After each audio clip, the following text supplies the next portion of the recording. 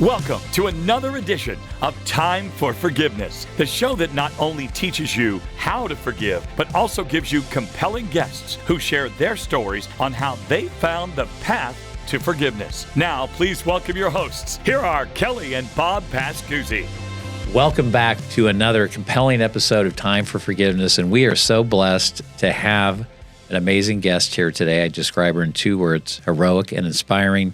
Her name is Cynthia Portaro. And Cynthia, in a blink of an eye, you lost everything in your world, and everything changed instantly. You lost your son, your daughter, and your husband within a 4-year span. But through it all, you found a way to find peace. And I think what Kelly and I really resonated, so many different things, but one thing in your story was how you mentioned that society says with grief that at some point it's time to move on. But again, you also go into the fact that grief can be our greatest healer and teacher. And there is a way to walk this journey, and you found a way to bring that all to life, your story, in your book called Beyond the Unthinkable, where you found a way to move pain and not let it be in vain. So again, Cynthia Portaro, welcome to Time for Forgiveness. Thank you. It's great to be here. It's great to meet you both, and I'm looking forward to just what's going to happen here today, because if the people that are listening are stuck, then I think we can kind of come up with some good ideas on how to walk through what some things you will never get over. That is, I think it's such a powerful word when we're talking especially about grief, stuck.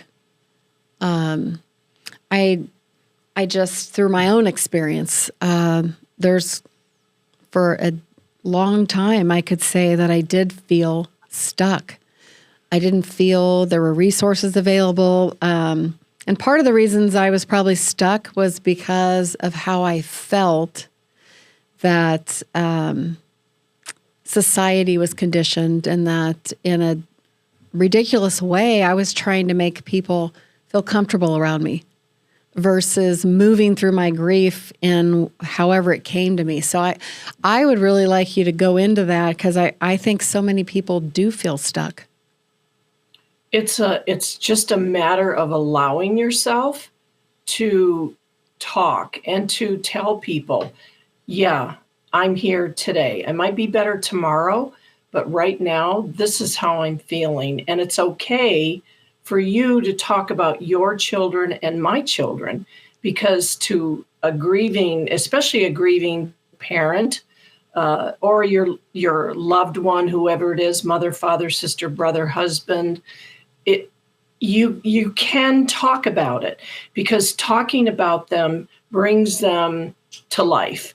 And I have some friends that walk on eggshells, and other friends and family members that are open to tell me stories that happened when our loved ones were alive, or my son or daughter were alive, or people that would tell me stories about how my children at such young ages inspired them and helped them to get through any situation, especially at school, bullying going on and words flying. It's important to know that your children had an effect on people's lives. So if you come and you have a story, that blesses me. And I'm sure it blesses people, rather than to hide them and say they didn't exist, because they still exist in us. And so it's okay to talk to a grieving parent or a grieving person that's going through trauma, and that unforgiveness or forgiveness that we need to have, or the need that we need to give. And I hope that just resonates with people, that it's okay to be in a place where other people are not, but it's okay also for you to say, hey, today I'm not really okay. I'm not feeling it. I'm not feeling chipper and wonderful and everything, but in a minute, I might start laughing and I might start crying, but it's emotion that we're allowed to have and to share with others. in your book, The Unthinkable, and this to me is the unthinkable. You lost, your whole family within a 4-year period. And you talked about the fact that, your faith, you obviously sustained you through this. But can you go into a little bit more detail on that? Because I don't know how somebody would probably be able to come out the other side of this without a very deep faith as the bedrock that you turn to. But can you speak to your faith? I can, and it's very important to me. And I also want to clarify that I did not lose my entire family. I have 3 surviving grandchildren, and I have 6 grandchildren and another one on the way. So I have a family. And what I want to speak to in that part of it is we are a faithful family, but there are times where you have people that surround you that because of things that happen traumatically in your family, they walk away from their faith and they block it out of their life because they're hurt, they're angry. Why would God do this to me? And so my family became so much more important than ever, and close friends that are family, the unbiological family. And what I say to people and to myself is that to embrace and hold on to that.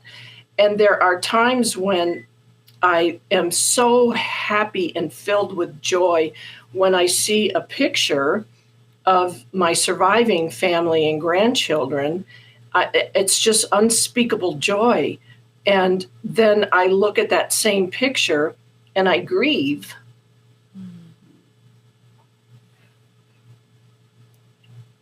Because there's so much missing.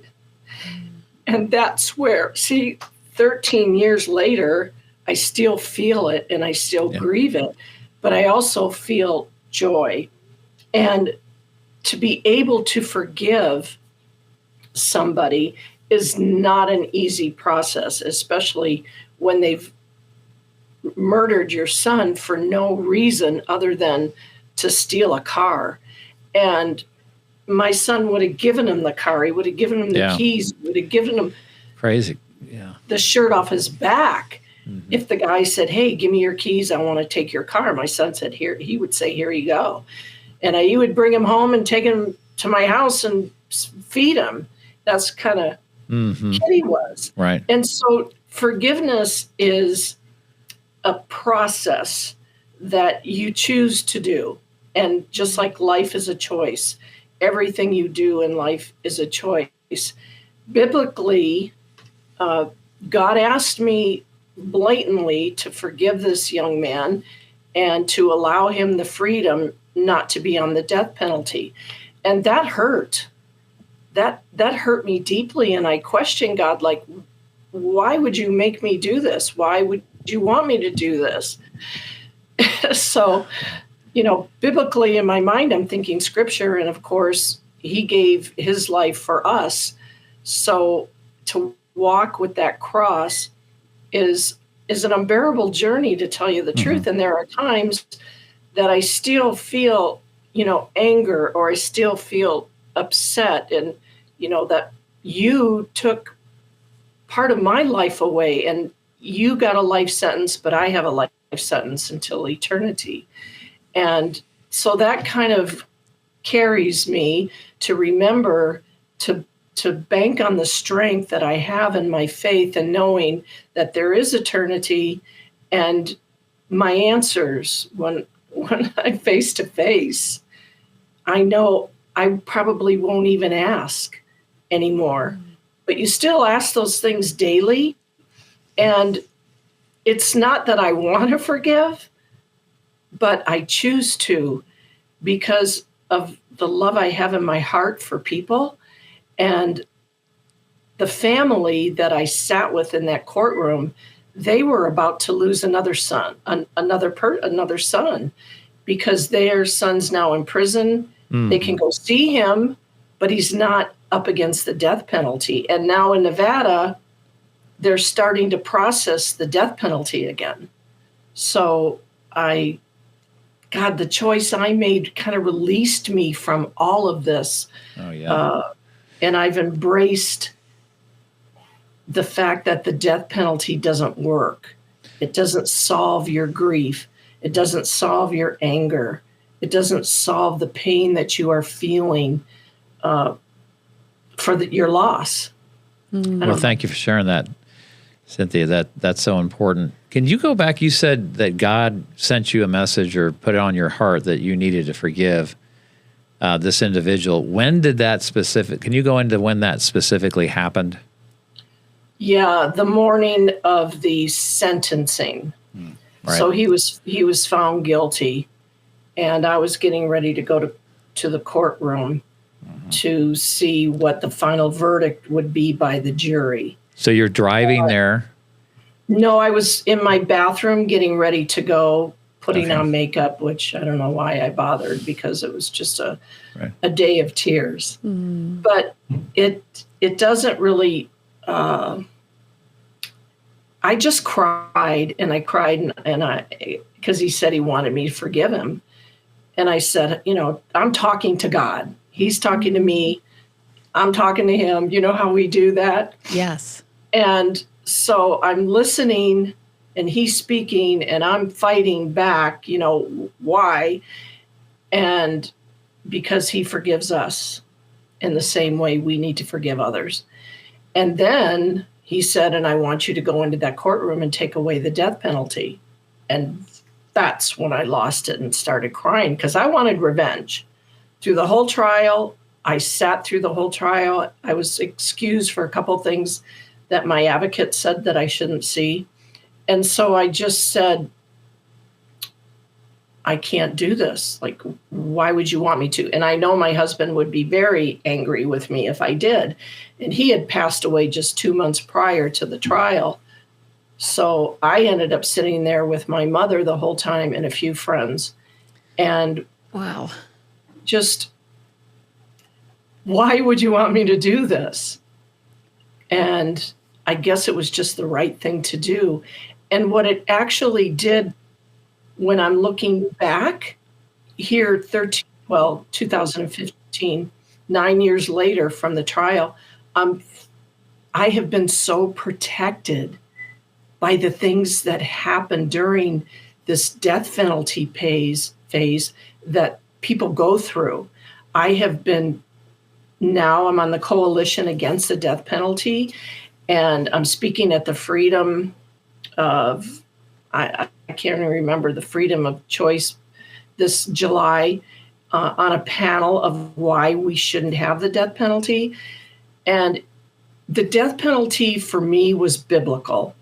It was an eye for an eye doesn't really mean that. If you truly read the Bible, I don't think it means an eye for an eye. And I struggle with the fact that there's so much more when they're in prison that us victims have to go through, because they can postpone and postpone and postpone and postpone. And you go to those postponements and you relive it and you relive it. Now, I'm not saying people don't have a choice to allow it to happen, because everybody can decide on and choose. But I will tell you, it's a very painful experience to relive over and over and over and over again. And it just, I know that God protected me from so many things, because I've had so many things happen along the way that said to remove the jury was the most powerful thing anybody could ever do. Because once you remove the death penalty from the sentencing, then only the judge gives that sentence to the defendant. I mean, there's just so much to take in here of, the conversation you're sharing, but I go back to what you said just a few minutes ago about, how you said I wanted revenge. And I think so many people feel that way, especially not even for the type of tragedies that you are describing, but it it still doesn't remove the grief, the sadness, the loss. And I just think that was so powerful when you shared that, because even when we're looking for that, that's really not the answer, because we're still left with that feeling and the loss. Void, yeah. Yeah, the It's not void. going to replace the void. It doesn't. Nothing replaces that. And I will tell you that being a widow, I feel for widows and widowers, and I have people in my sphere. I now am a grief and trauma coach, and here in Nevada, I'm on the board of a trauma center that we are just exploding with people that we are able to now help through PTSD, and it's been an amazing journey. And I will tell you that that's why I feel like God already knew all of this and what and how he was going to use me in helping others through it. And the widow part is where you start to feel the loneliness of your family. And we had a strong Italian family. I'm not Italian, but we raised our kids for family. Right. You know, that family was everything. Nothing else mattered besides your faith, family, and how you treat people. And we did a really good job, because I've got some amazing kids and grandkids. And are they perfect? Am I perfect? No, by no means. But we do try to strive. And I am so grateful for what I do have and miss so much of what we all lost. And I can help widows and widowers, and I can help grieving parents, and I can help friends. I just had somebody call me yesterday that actually my daughter who passed away, it was her boyfriend in high school. And I stay very close to a lot of these kids. And he called me, and a lady in a group that he's in, her son died a month ago of a drowning up in Utah. And he asked me if I could call and talk to her. And I said, absolutely. The first thing I'll do is give her a call. I'm going to call her today and just see how I can help her. And now that we are working with counselors and our police department, our fire department, we can help with the trauma that she's living in right now.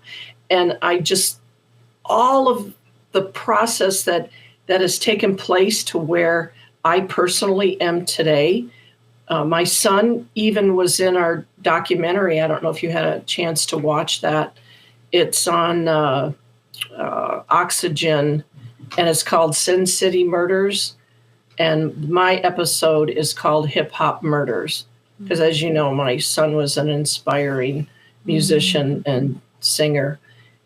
But anyway, so I don't know if I answer all of your concerns or questions or... Well, I would like to acknowledge you for something, because, you had said that God knows, God knew, and he knew how he was going to use me, but you still had to say yes to it. And that's a big yes. That's a big ask. And, as we're talking about trauma, I've experienced some in my own way, but there is an idea that you're constantly reopening that chapter of your life, which takes, I think, a lot of courage to do, because it's not always easy. But by reopening that chapter personally over and over and over in the order or in the idea to put my grief into something that can help others, it constantly is refining my perspective. I see things very differently than I did years ago, and I'm a different person because of it. And I guess I want to ask, what does that look like for you? how has your perspective changed? Because you're, like you said, you're opening this over and over and re-experiencing this to help others. You know, it all started after, I can't remember if it was after my son died or my daughter, when both of them had passed away. I can't remember, but a gal had called me that knew me through other people that knew me. And she just said, "Hi, my name is Karen, and I lost my son, I think it was 2010, December of 2010. And he was only 15 years old, same age as my daughter. And so our conversation went on for close to 3 or 4 hours. I don't remember, but I do know that having somebody that understood my pain and my loss, that it just took away that I was alone in all of this. And even my husband and I didn't see eye to eye when it came to what happened. He was angry at Brandon, Mike's murder, very angry, very hostile at the hearings and the postponements and all of that. And he was so angry. So we didn't get along with that. But a mom I think a mother has a different compassion than men. We are just wired differently. We think differently. We act differently. And so what she did for me that day, I wanted to do for others. And unbelievably, I think it was my daughter died in September. And at the end of October, a friend of a friend, she lost her son tragically, who was in the senior year of high school. And I called her and we got together and I talked to her, and here we are, kindred hearts. And she said, "I can't believe that you're doing this right now." And it's like, you can't believe you're doing it, but because having this conversation and this heart to heart with people that have been through, like I say, something you'll never get over, but doing things to honor our loved ones are what keeps us going. So I feel like telling you that my children and my husband are being honored still here on earth, and their memories are still kept alive because we choose to do this for them. Mm-hmm. Cynthia, you wrote a letter to Brandon, and I think you said that you didn't actually forgive him in the letter. But I'm just curious if you could, for the audience, go into what you did share. And I think I'm thinking about the magnitude of things that you've had to work through, and forgiveness is obviously the theme here on Time for Forgiveness. But it causes me to think about so many petty things that we as human beings can hold on to and cause self-pity and bitterness and everything that unforgiveness brings on us. But then the magnitude of the things that the scenarios you're dealing with.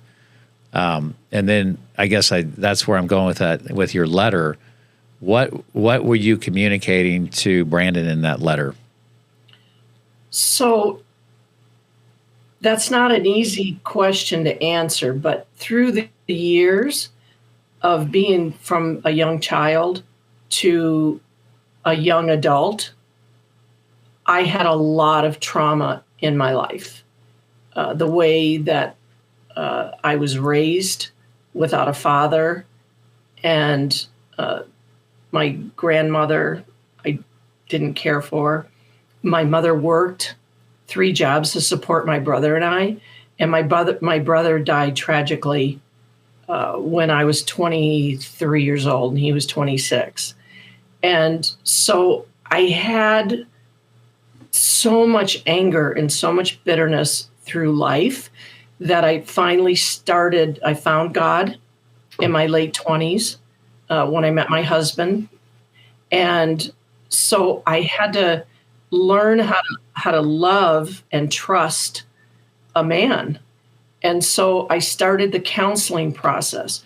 And part of that process, and now these people are gone, they're deceased, or I never really had my father in my life, my biological father. But I was blessed with a very wonderful stepfather. And so I had to write letters to them to be able to say, I forgive you. Mm-hmm. And I ended up reconciling with my father, my biological father, before he died. And he even asked me, I'm worthless and I'm this and I'm that. And I said, well, you're not to God and I forgive you. And so we had lunch together. I flew to Michigan. And so I had that reconciliation with him and was able to lead him to the Lord that day and buy him a Bible. And he passed away not too long after that. So my whole thing about writing is that's when I started writing. I started journaling every single day for years. Since about 1980, I started journaling, and my husband and I even journaled love letters together every day. And so writing was a really important thing for me. And when Mike was killed, I wrote that letter a week after that to my son's killer, is how I addressed the letter. So I didn't know him. He wasn't caught yet, but I wanted him found. And I told him that in the letter. And so that's something that was for me to release from my soul and my anguish and my pain and suffering, because even having to speak at my son's memorial, his celebration of life, and then my daughter, I was like, oh, I can't do this. I cannot do this. But when I started writing, God started talking to me about the strength that he would give me through all of it. And so in that letter that I wrote to Brandon, it was only a week after, and I think he was arrested mid-May. So it was about 6 weeks after he committed the crime. So has there been interaction and response from Brandon with you about your willingness to forgive him? He did write a letter to me that I have in the book. Mm-hmm. I put the letter in the book. I just was hoping you'd share that with the audience, just your thoughts on that.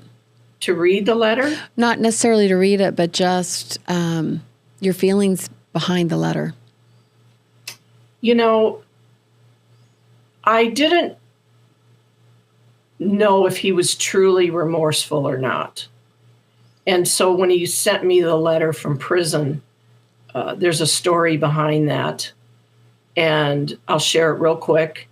His correctional officer, I was up in Bryan Head, Utah, and I was at a friend's house for 4th of July.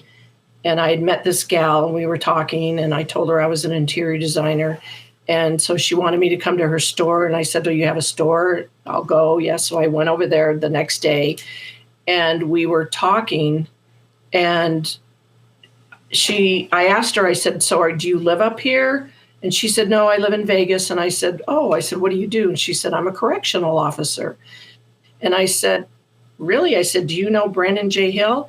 And she was shocked. She started crying and reach out to me and said, oh my gosh, how do you know Brandon Hill? I said, he killed my son. And she said, you're Cynthia? And I said, I am. And she said, I was his correctional officer for 4 years. Wow. I said, no, you couldn't be. And she said, did you get the letter that he wrote you? And I said, I did. And she said, I helped him write that. Now you tell me that's not a God intervention. Oh, yeah, that's... I mean, you tell me. But she said he was truly, I never really knew if he was, but she told me he was. And she said, what you did was the best thing you could do for him. And even today, I'm having second thoughts, because he's trying to petition to get out of jail for a mistrial. And he lost last year. And now I just got a letter. He's doing it again. And I can understand he doesn't want to be there. But he's got another, I think, 15 years before he's up for parole. And I'll be in my 80s and it's not going to bother me. I won't care if he gets out or not, you know. I mean, he has a young son. He has a young son and a family. And if he is a model prisoner, then he'll get parole. And so I just have had all of those kind of God moments. You know, I was sitting in a restaurant with my sister, and well, she's my unbiological sister. And we were having a conversation. I couldn't take my eyes off this woman that was sitting near me. And I said, I got to go see who this person is. So I walked over and I said, hi. I said, you know, I've been looking at you and I apologize for intruding, but how do I know you? And she said, Cynthia, she said, I was one of the jurors on your son's murder trial. Wow. And I said, oh my gosh. And she said, you did the best thing to get rid of us. And I said, what do you mean? She said, to get rid of the jury. She said, I was confused on what we were going to do, if we let him off or not. And so there was another confirmation. So it was just all these things had happened that I'm now having this confirmation that, you know what, sometimes you have to look back. Sure. And how far you've come and how far you've walked through this journey. And do I have bad days? Absolutely. I have bad months sometimes, especially March, when I'm feeling so much of Mike's loss. And then 2 days after that is my surviving son, my youngest son, it's his birthday. So I struggle with that joy and that grief. And then 3 weeks after that is my daughter's birthday. And then it's Mother's Day. And then it's Mike's birthday. And so in the 3-month period, it's a roller coaster. Yeah. I have to really push myself to be present for my family now. But I do go into some areas where it's time to write. And I tell you, I am working on another book. Oh, great. And yeah, it's 2 of them actually. One is on forgiveness and the importance of it and how it releases you, and how forgiveness is not always for that person that you need to forgive, but it's to release that stronghold that they have over you, because the longer you hold that on, that you'll become ill and stressful, sleepless nights. And once you start saying to yourself, and I'm a self-talker, I really am, and I self-talk myself through it, that you did the right thing, because that no longer has a hold on me. And chances are the people that you have to forgive don't even know they need to be forgiven. Exactly. They don't. Yeah. They might not even know that you're holding on to this. Yeah. And so it's better to just remind yourself, and sometimes you have to do it on a daily basis, is that, yes, I forgave him. No, you're not going to go there. You're not going to get angry. You're not going to get upset. But I choose to forgive you again today. And the more you can do that on a daily basis, it becomes weekly, monthly, yearly, and gone. Cynthia, let me ask you a quick question about that, if I can. Sorry to interrupt you, but words have power and there's energy behind our words. When you're having this talk that you're referring to, is this all in your head, or are you auditorily having these conversations out loud? I'm just curious. Normally out loud. Yeah. I have conversations with myself out loud, and I have signs all over. Okay, good. Like, hello, gorgeous. I have faith. What can I do for you today? Yes, I love that. Faith is daring the soul to go beyond what it can see. Those kind of things are important to me because, you don't always remember that you do see those, but you do see those. And then I write myself. You should see my bedroom. I have a vision board. And I look at it, I read it, and the things that I want, I pray over my family. And I have a list of the things that I want God to do for me. Yeah. Well, my point too is that just because we're not using words auditorily, if we're all having conversations in our mind all day long. So I think it's important that we do express our words and say them out loud, especially when it comes to forgiveness. But you kind of hit it on the head. And we talk about that in our workbook, that forgiveness is really about releasing the one who's doing the forgiving. So thank you for sharing that. That's very profound. And do you have a name for your new book yet? No. No, but you're working. Well, okay. I do for the 90-day journal. I'm doing a 90-day journal through trauma. That's amazing. So I'm going to have a written processing, and then on the next page will be to write. I don't think people understand the power of the pen to the paper when it releases through your mind, your heart, your soul, your spirit. And you said, what am I going to write? Just pick up the pen and start, and it'll just flow out of you. And that's what I want to teach people, that trauma is a real thing that has to be addressed. And I know that I didn't mention through that 4-year period of losing my husband, I also had a battle with cancer.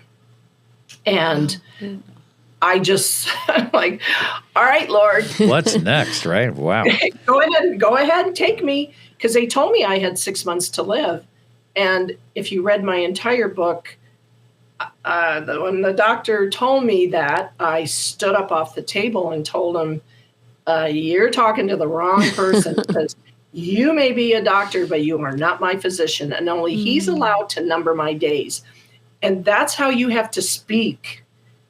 You have to speak it. You have to believe it. And you have to trust in the process. And I have not always been that person, but I became that person through the work that it takes to have that strength and that power through the scripture and through understanding that God speaks to us in so many different ways, that he doesn't want us to be stuck. He doesn't want us to be hurt and angry and upset and stuck in trauma. And to release that trauma, I think the most healthiest thing is to forgive not only maybe the person that harmed you. It could be sexual abuse, it could be verbal abuse, it could be physical abuse from a parent. Verbal abuse, sometimes I think it's up there, because you start to feel worthless and you start to feel ugly and you start to feel different ways. Like my grandmother used to talk to me ugly, and I had to change that thinking. You had to change that narrative, because you become it after you've heard it so many times. You start just accepting, and then you become it. I wanted to say, you had mentioned pain and grief take a lot of work, and they do. Obviously, I'm inspired by the work that you've been doing, because they're great teachers, they're great lessons for us.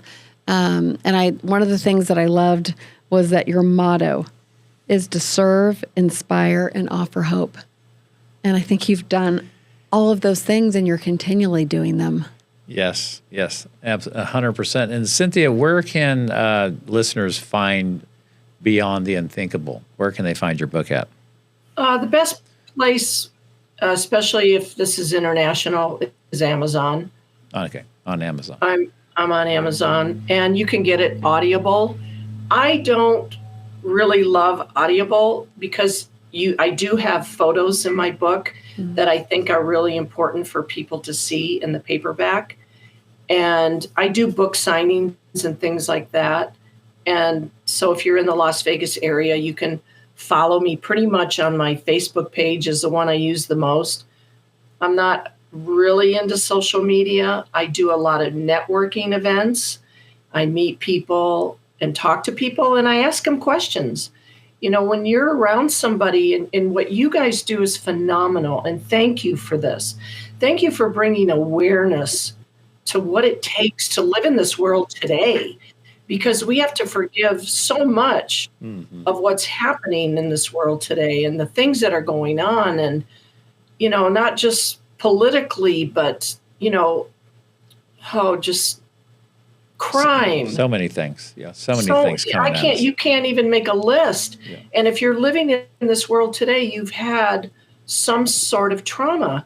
And, you know, I was talking to a friend of mine yesterday she's in the hospital, and we were talking about physical therapy and how important physical therapy is when you're in trauma. Walking, praying, working out, keeping physically active. It's very important to reduce the stress and build those endorphins. And I'm a big advocate of physical working out. And you don't have to do a lot. 15, 20 minutes a day. You could stretch. You can go for a walk, you know, take your dog for a walk. It's kind of difficult here. It's 110. But anyway, so she said when this guy walks into the room during physical therapy, she says the whole atmosphere changes. And I said, you know, I noticed that about him. So I get to know him a little better. And I start talking to him. What is your story? What drives you to do what you do? And what keeps you from doing more? I ask those questions. So when strangers, I ask strangers just that I met two minutes ago, tell me about yourself. You can ask those questions. People like to talk. Oh, yeah. They like to share. And what was your childhood like? You know, you just go on to ask more and more and more. And so you learn about a person because they want to talk. And that's why I recommend finding a good counselor. You know, there's some out there that aren't so good. Right. And you have to interview people that can help you. And if you're in the Las Vegas area, like I said, we are building a trauma center. And we're going to offer dance therapy, physical therapy. We've got a gentleman here in town that's donating an entire gym. We're going to have counseling, EMDR, coaching from me. I'll be one of the coaches, where I can follow you on a regular basis and help you through things that I understand you're going through that maybe a counselor doesn't, but she might have different tools. I have more of the perspective and authority that I get what you've just walked through. Well, it's so refreshing to know you can go to Las Vegas and instead of spending your money on the blackjack table and other frivolous things, you can look up Cynthia and really get something out of it. Well, Cynthia, it's been such a... Can I say one more thing? Sure. Absolutely. I want to tell you, Las Vegas is a humanitarian community. If you know the people that work on the Strip, not all of them want to be there, but some of them have to be there to support their families. But we have churches and schools, and per capita, we have the most volunteer organizations in the United States. Well, I would not have guessed that for sure. We just did a charity golf tournament last week that I hosted, and we only had 30 golfers. And one of my friends was like, oh my gosh, you know, we're raising money, so we want a lot of people. And I told her, I said, you know what, honey? I said, it's not how many, it's who many. It's who many are there, the people with heart that I know personally that are going to be there. And so we golfed, we did a fundraiser, we raised $37,000 in an hour and a half. Wow. That's exciting. I know. That's because Vegas is heart. Yeah. Our politicians are, good people, and community is so important here.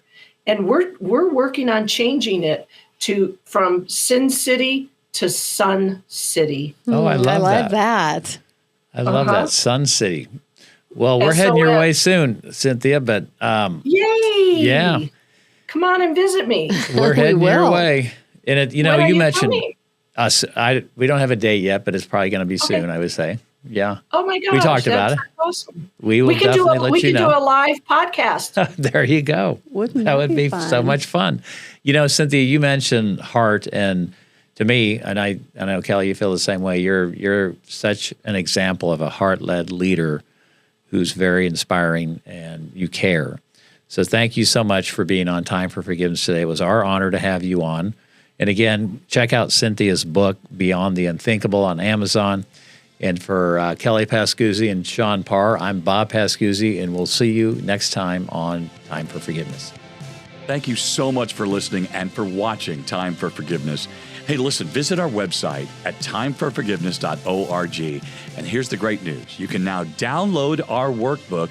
Just click on the QR code. It's that simple. You can also message us on our website because we read every single message, and we certainly love to help.